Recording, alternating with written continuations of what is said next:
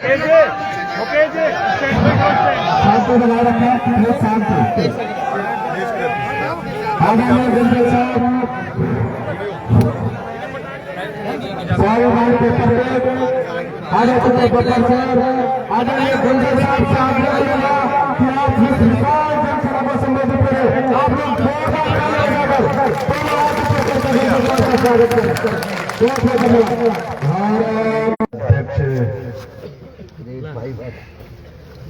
Retired additional SP और मेरे भाई बैरूलाल जी मीना साहब,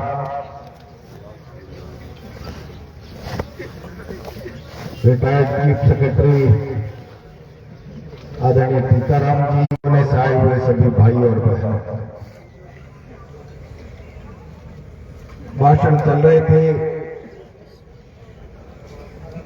और मेरे खड़े होने से पहले मेरे नाम निर्णय लिया जा रहा है, न कि भाषणबाजी चाहते हैं। अब मेरे तो भाषण पे ब्रेक लग गया। 15 तारीख तक नरेश मीणा को रिहा कर दिया जाए, वरना 16 तारीख से राजस्थान की सभी सड़कें जाम कर दी जाएगी।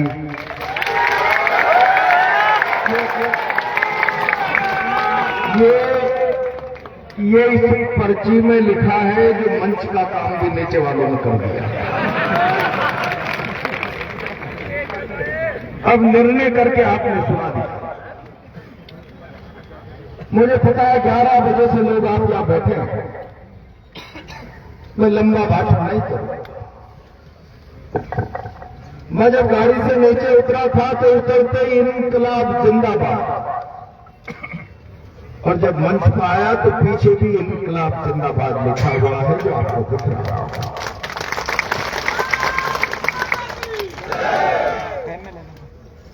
मैं चौथ भवानी के चरणों से राजस्थान के मुख्यमंत्री को कहना था, मुख्यमंत्री मर्यादा कुछ समय तक बनाया, मैं मर्यादाओं को उल्लंघन आज नहीं करना था।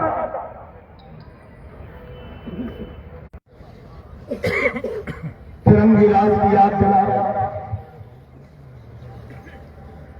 मैं खेलना बराबर मानगढ़ पर आदिवासियों के विशाल जन समुदाय पर फिरंगी सेना ने हमला बोला। जलियांवाला कांड से बड़ा कांड हो गया।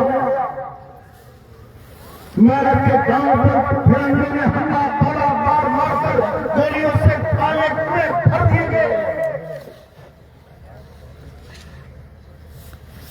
लेकिन लोकतंत्र में ऐसा कभी नहीं सुना। पुलिस आए, लोगों की संपत्तियों से लोगों के घरों के दरवाजे तोड़ कर संपत्ति का नाश। घरों के अंदर छोटे हुए नौजवान, बूढ़ी माता और बहनें सबके साथ जुल्म और जाति की इंतहा कर दी जाए।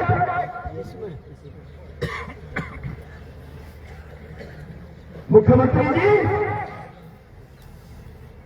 आपके राज में तो फिरंगी राज का चेहरा था। चिल्ला चिल्ला कर कहना समझ। कई बड़े आंदोलन हमने भी किए, देश आजाद होने के बाद हमने सुना पक्षों में बदला हो गया, एक दूसरे की संपत्ति को नाश कर दिया, जनहानि हो गई, संपत्ति की हानि हो गई। लेकिन ऐसा परिदृश्य राजस्थान के इतिहास में पहली बार देखने को मिला। अपनी बाजित मांगों के लिए संघर्ष कर रहे समरावता की धरती पर सरकारी हमला हुआ, लोगों की संपत्तियां चला दी गई, लोगों पर गोलियां चलाई, लोगों के घरों को चला दिया गया, लोगों के फसलों को चला दिया गया, तालाबों में कूद कूद कर लोगों ने अपनी जान की रक्षा की।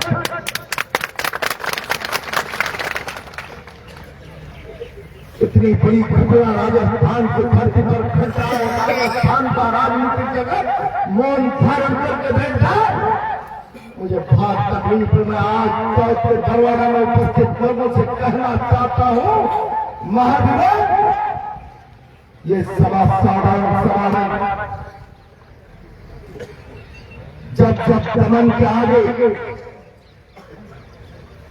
लोगों की आवाज को दबाने का प्रयास किया जाता है, आवाज तबती है, लोकतंत्र कमजोर होता है। आप मान करके कि चौथे बरवाड़ा की सभा राजस्थान में लोकतंत्र की मजबूती की आवाज, दमन के बल पर आप लोगों की आवाज को दबा नहीं सकते, तो तमंचों के बल पर लोगों के मौलिक अधिकारों का हनन नहीं कर सकते। टीकाराम की भाषण कर रहे थे, मैंने उनका वीडियो भी देखा। सारा हिंदुस्तान का मीडिया चिल्ला चिल्ला कर थप्पड़ कान थप्पड़ शर्मसार कर दिया, थप्पड़ कान। मैं सवाल करना चाहता हूं प्रधानमंत्री मोदी, मैं सवाल करना चाहता हूं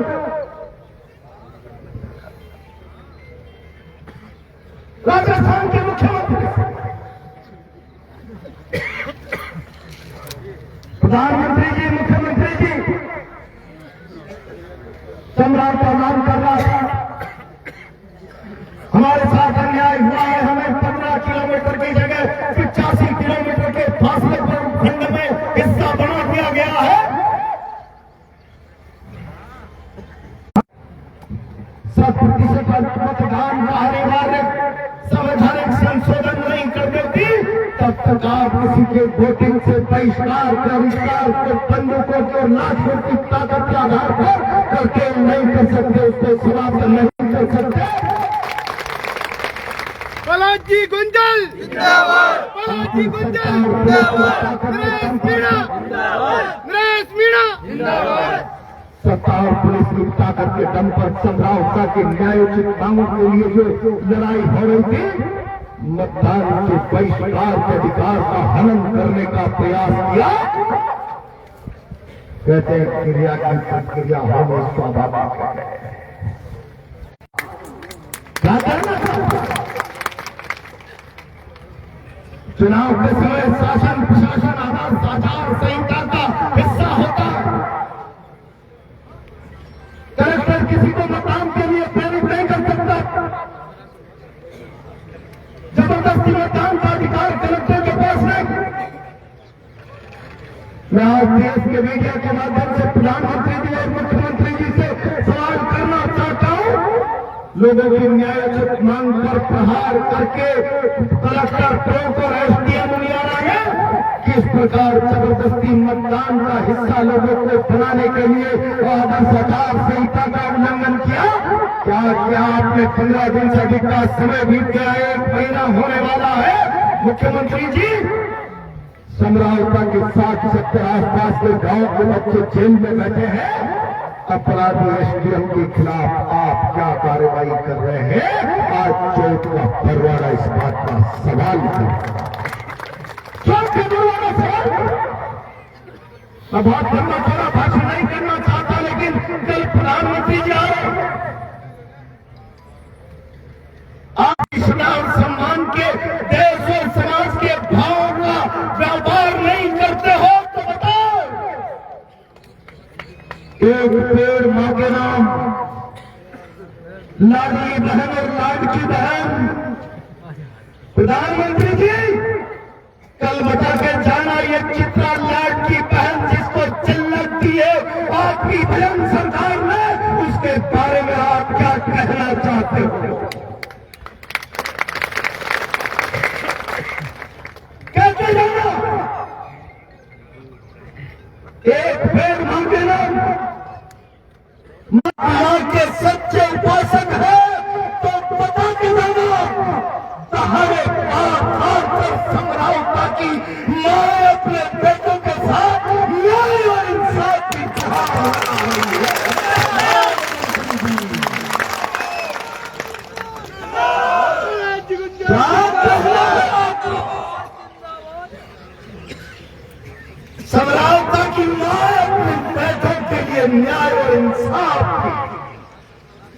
गुहार लगाएंगे, कल जरा कुछ बोल के जाएंगे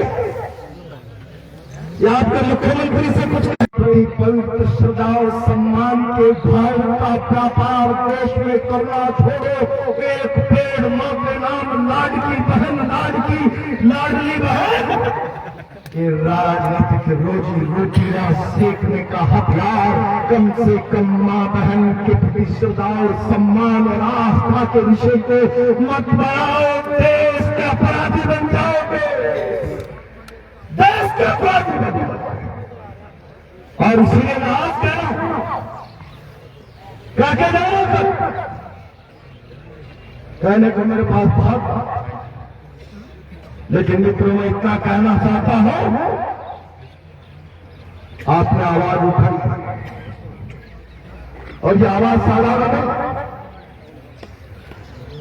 दमन आगे उठाओगे तो लोकतंत्र की आत्मा घायल हो जाए।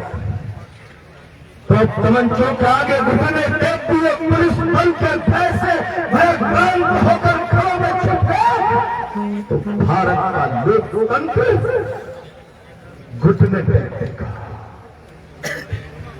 बरवाड़ा के लोगों ने आज एक आदर्श उदाहरण प्रस्तुत किया। मैं इस अवसर पर केवल इतना कहना चाहता हूं, गोमरिया जी बड़े अधिकारी लोग बैठे, टीकाराम जी, भाई प्रहलाद जी और सारे लोग कल जाए और टॉप के कलेक्टर से बात करें। हमने चेतावनी दी है चौथ के बरवाड़ा नौजवानों ने चिट्ठी 15 तारीख तक की लिख के भेजी है और उन्होंने तो 16 तारीख से कुछ करने का मन भी बना लिया। लेकिन मैं भी कहना चाहता हूं नौजवानों से, चर्चा होगी लेकिन आपकी भावना की चिंता नहीं थी तो मंच का हिस्सा नहीं बने। और इसीलिए मैं आज कह रहा हूं, मैंने तो नरेश को कहा था जवाहर सर्किल पर, इस ऊर्जा को संभाल कर रखो, बचा कर रखो। मैं तुम्हारे साथ खड़ा हूं, समय आने पर इसका सदुपयोग भी होगा।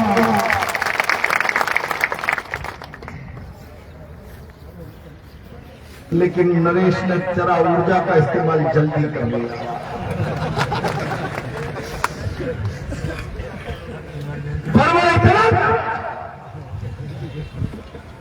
कोई व्यक्ति गलती कर ले फिर भी चुनाव लड़ना किसी निर्दलीय का संवैधानिक अधिकार है। भजनलाल जी,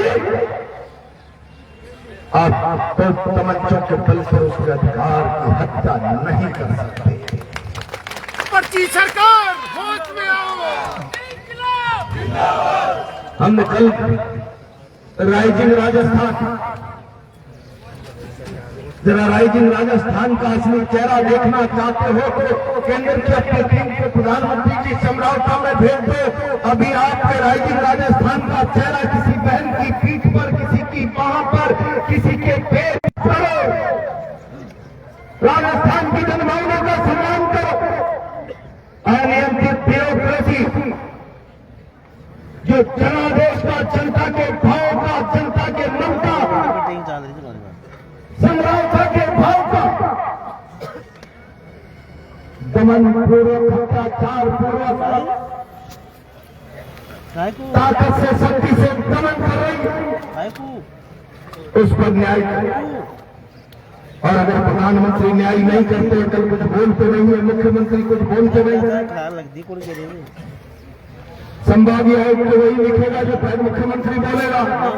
टीकाराम जी भी कह चुके और डोमरिया जी भी कह चुके। कल जाइए कलेक्टर टॉप को ज्ञापन दीजिए, हमें न्यायिक जांच से कम मंजूर नहीं। पुलिस ने जो लोगों की संपत्तियां जलाई है, एक एक संपत्ति के भरपाई के लिए भी तो मेरे पास कोई मंच पर आ गया। मैं तो हलवाई का काम कर रहा था, डिविजनल कमिश्नर को जाकर दी, संभागीय आयुक्त को दीजिए, आईजी को जाकर ज्ञापन दीजिए। क्या कह रहे हैं आप? और अगर नौजवानों की भावना के मुताबिक 15 तारीख तक न्याय और इंसाफ, न्यायिक जांच, लोगों की रिहाई का रास्ता नहीं बनता है तो क्या करो? 17 तारीख को राइजिंग राजस्थान में प्रधानमंत्री फिर आए, ये मंच बैठकर फैसला करे। असली राइजिंग राजस्थान समरावता में होना चाहिए। जिंदाबाद जनभावना देश के प्रधानमंत्री की मर्यादा के ऊपर है। जनभावना जन आस्था पर लोकतंत्र टिका। जनभावना और जन आस्था पर खिलवाड़ किया गया तो लोकतंत्र की चूल्हे हिल जाएगी। अगर ऐसा निर्णय हो जाए कि 17 तारीख को उससे पहले जनभावना का सम्मान नहीं हुआ तो जनसेना का निर्णय हो तो समरावता में इससे 50 गुना ताकत दिखनी चाहिए। ये आज मैं आह्वान कर रहा हूं। उसके बाद भी आज मैं अकेला खड़ा होकर, कल तक परमिशन नहीं थी, मेरे पास कोई प्रॉपर सूचना भी नहीं थी कोई बैठक होने वाली है। कल दोपहर बाद प्रहलाद जी, मुकेश जी, इन लोगों का लगातार फोन आया, आना ही पड़ेगा। मैंने कहा जनभावना का सम्मान मैंने राजनीतिक जीवन दांव पर लगाने की कीमत पर भी करने का स्वभाव दिखाई किया है राजनीति में। मैं उससे पीछे नहीं हटना चाहता और मैं चला गया। नौजवानों की पर्ची का सम्मान करते हुए कहता हूं, आदरणीय घुमरिया साहब, टीकाराम जी, प्रहलाद जी, सारे लोग डीसीआई जी जिससे भी कल जाकर बात करे और ज्ञापन देकर कहे कि आज प्रधानमंत्री और मुख्यमंत्री राजस्थान के जनमानस को समझता है या नहीं समझता, न्यायिक जांच की घोषणा होनी है या नहीं होनी, लोगों की रिहाई का रास्ता बनता है या नहीं बनता, और नहीं तो 17 तारीख को सरकार के कार्यक्रम का जवाब जनता के कार्यक्रम से देंगे। ये चुनौती लेकर आना चाहिए। और जब ऐसा निर्णय हो जाएगा तो मैं तो कंधे से कंधा लगाकर, जान की बाजी लगाकर भी आपके साथ खड़ा हूं। यही बात कहते अपनी बात को हैरान रहता हूं।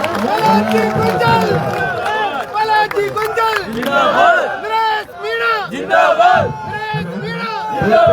मोदी सरकार।